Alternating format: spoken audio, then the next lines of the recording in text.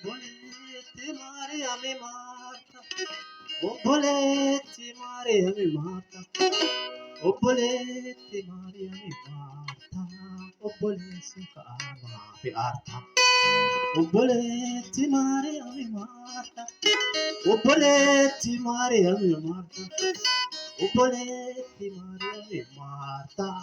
Obboleessi ka'amaa fi aarta. Obboleetti Maariyaami Maarta. Obboleetti Maariyaami Maarta. Obboleetti Maariyaami Maarta. Obboleessi ka'amaa fi aarta.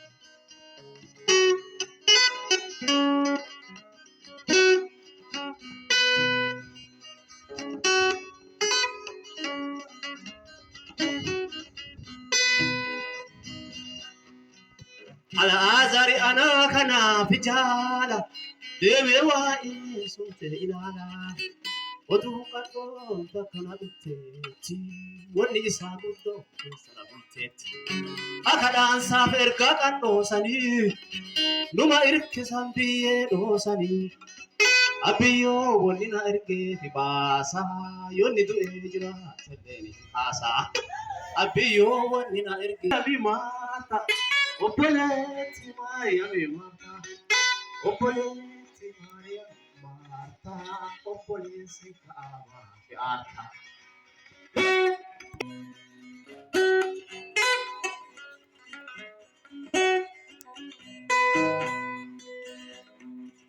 Eeguma dhaansa dhagee qabee hidhanne beekaa mataan dhabee wanni namni du'atti dhiibaa.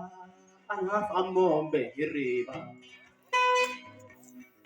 yennumati irratti maa dhufa sabbati hirreessa yoo suulufa Al-Azarii fedhii awwaaltanii adda qorii takkatti nyaatanii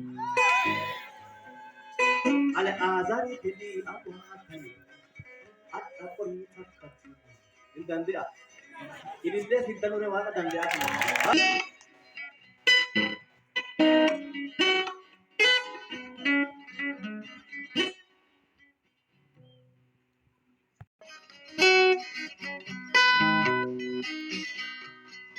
Guyyaa inni du'ee oli galu hin geenne adawaa an tolchaa jiru ati hin beenne jabeessi hidha keente callaa duudhii tadhibii dhiisii tiyya qofaa fuudhi.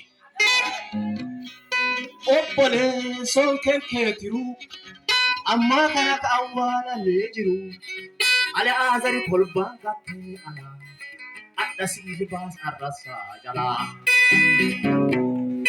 Al-Azari kolbaan gattee adda siif baas ambiyyee jalaa. Obboleetti Maariyaami Maarta. Obboleetti Maariyaami Maarta. Obboleetti Maariyaami Maarta. Obboleessi ka'amaa fi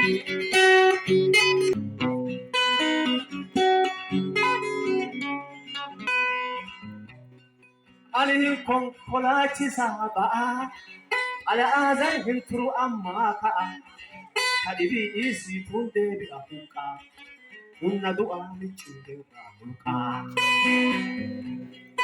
Laqqaddadhu malee hin cabbinii oduu ana guuttee jirtuu kolbaan godhuu uffi jedhee daadhaarraa kamaachisa reeffa kaasee midhaan nyaachisaa.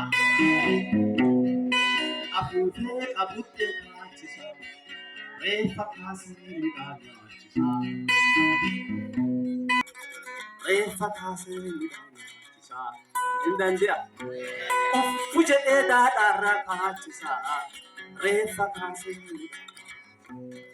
Obboleetti Maariyaami Maarta. Obboleetti Maariyaami Maarta. Obboleetti Maariyaami Maarta. Obboleessi wanni keessan duutee tun kaati aarina. Aartee kamaan gootu bara ka aartumas duraate.